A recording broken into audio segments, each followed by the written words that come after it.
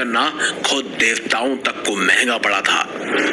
वैसे ये दोनों ही योद्धा अपने समय काल के महान योद्धाओं में से एक थे। वैसे कभी इन दोनों योद्धाओं का मुकाबला तो नहीं हुआ, लेकिन आज हम इन दोनों योद्धाओं की शक्तियों का आकलन करेंगे और जानेंगे कि आखिर इन दोनों में से अधिक बलशाली कौन था।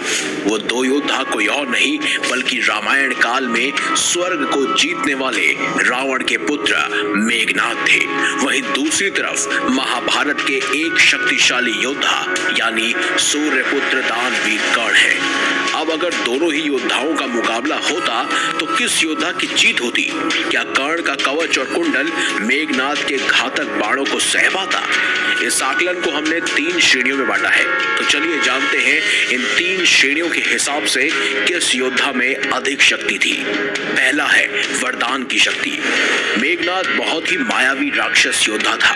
कहते हैं उसे एक नहीं अनेकों वरदान प्राप्त थे।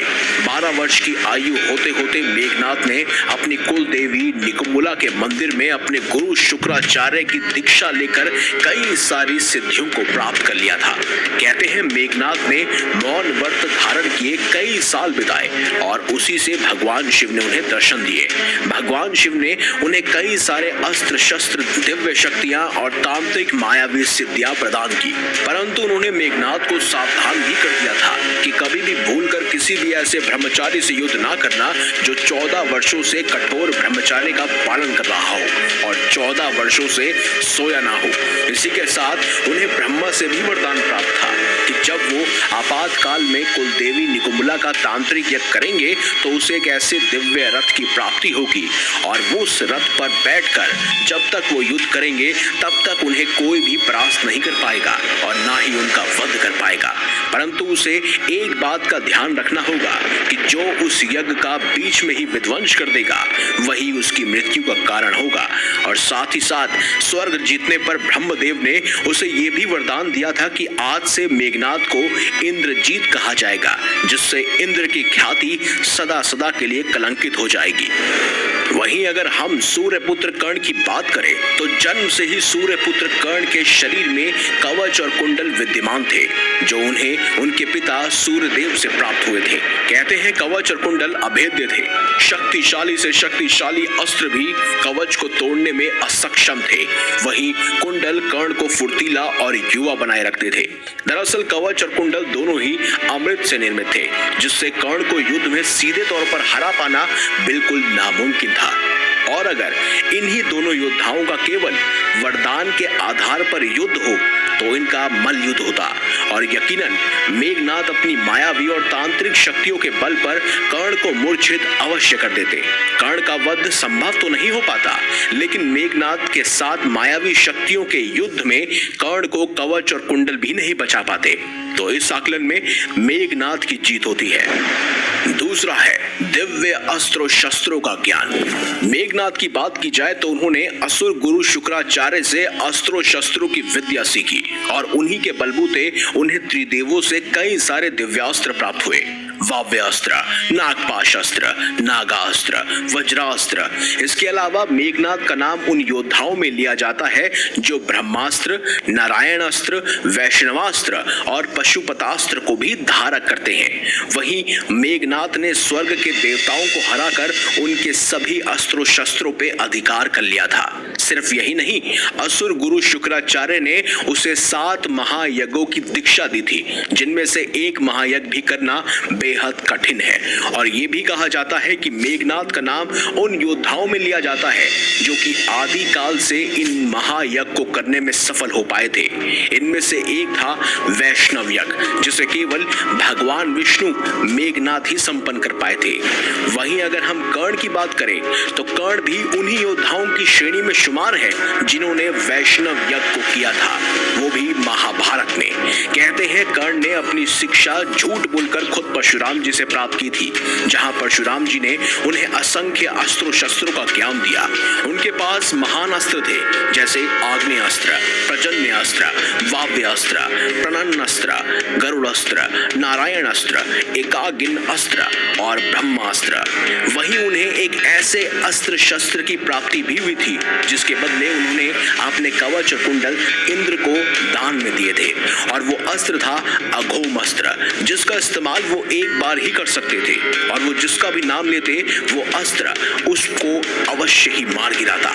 साथ ही इन सब दिव्य अस्त्रों को चलाने के लिए उनको परशुराम जी ने विजय धनुष भी दिया था, जिसका इस्तेमाल करने से दिव्य अस्त्रों की दूरी और क्षमता बहुत अधिक बढ़ जाती है। वहीं अगर मेघनाद और कर्ण का मुकाबला दिव्य अस्त्रों के आधार पर होता तो मेघनाद का हर दिव्यास्त्र का जवाब कर्ण के पास मौजूद होता, और वहीं गलती से कोई भी दिव्यास्त्र कर्ण को अगर लगता तो उनका कवच और कुंडल कर्ण को अवश्य ही बचा लेता। ऐसे में दिव्यास्त्रों की प्रतिस्पर्धा में कर्ण की ही जीत होती। अब बात करते हैं तीसरे और आखिरी आकलन की, यानी कि रण कौशल की। मेघनाद की बात की जाए तो देवासुर संग्राम के समय जब रावण ने सभी देवताओं को इंद्र समेत बंदी बना लिया था और कारागार में डाल दिया था, उसके कुछ समय बाद देवता वहां से निकलकर कारागार से भागने में सफल हुए। साथ ही साथ उन्होंने रावण को सुप्त अवस्था में अपने साथ बंदी बनाकर भी ले गए, परंतु मेघनाद ने पीछे से अदृश्य रूप में अपने दिव्य रथ पर आरूढ़ होकर देवताओं पर आक्रमण किया। देव सेनापति भगवान कार्तिकेय ठीक उसी समय देवताओं की रक्षा के लिए आ गए, परंतु मेघनाद को वो हरा नहीं पाए। मेघनाद ने न केवल देवताओं को पराजित किया, बल्कि इंद्र को अपना बंदी बनाकर वापस लंका ले गया और उसने स्वर्ग को भी जीता। कहते हैं मेघनाद ने अपने बल पर रावण को कई सारी जीत दिलवाई थी। वह लंका का सर्वशक्तिशाली सेनापति था।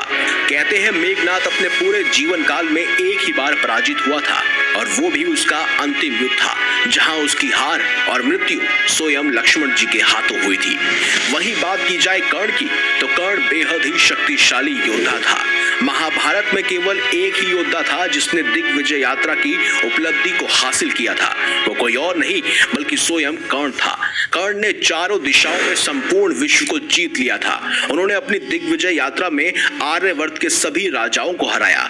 द्रुपद पहला योद्धा था जिसे कर्ण ने अपने दिग्विजय से हराया था, और कर्ण ने द्रुपद और पश्चिम दिशा के सभी राजाओं को हराया। उत्तर दिशा में कर्ण ने अकेले ही भगदत्त को हराया था, जिसने महाभारत के युद्ध में अर्जुन तक के होश उड़ा दिए थे। वहीं पूर्व में कर्ण ने अंग, बंग, कलिंग, मणिका, मगध, वहीं अहिशास्त्र सभी राजाओं को पराजित किया। भस्त भूमि, जहां पर राक्षस निवास करते थे और लोग उनसे चिढ़ते थे, कर्ण ने लोगों को मुक्ति दिलाते हुए सभी राक्षसों का विनाश किया था। वहीं दक्षिण दिशा में कर्ण ने अकेले ही रुक्मी, पांड्यनील और दक्षिण के अन्य सभी राजाओं को हराया। फिर कर्ण ने शिशुपाल के पुत्र यवन और वरवर को भी परास्त किया। सभी चार दिशाओं में जीत के बाद कर्ण ने गलेच, भद्र, रोहितक, आग्नेय, मालव, शशाकंद, यवन सुंदर और कई अन्य सहित सभी क्षेत्रों पर आसानी से जीत पाली। यहाँ तक कि महाभारत के युद्ध में अर्जुन को कर्ण को हराने में बहुत दिक्कतों का सामना करना पड़ा। वो तो भगवान श्री कृष्ण ने छल का सहारा लिया, तब जाकर कर्ण का वध संभव हो पाया, और उससे पहले इंद्र ने उनसे कवच और कुंडल दान में मांग लिया। इसी वजह से कर्ण की मृत्यु संभव हो पाई। और अब अगर इस आकलन को देखें तो इसमें वरदान और दिव्यास्त्रों की संपूर्ण शक्ति से मेघनाद और कर्ण का अगर युद्ध होता तो संभवतः इस युद्ध का कोई निष्कर्ष नहीं निकलता, क्योंकि दोनों ही योद्धा महान थे। दोनों के पराक्रम के बारे में आप भी भली भांति जानते हैं। साथ ही भगवान विष्णु के बाद यही दो योद्धा थे जिन्होंने वैष्णव यज्ञ को पूर्ण किया था। इसीलिए इस आकलन में दोनों ही बराबर घोषित होते हैं।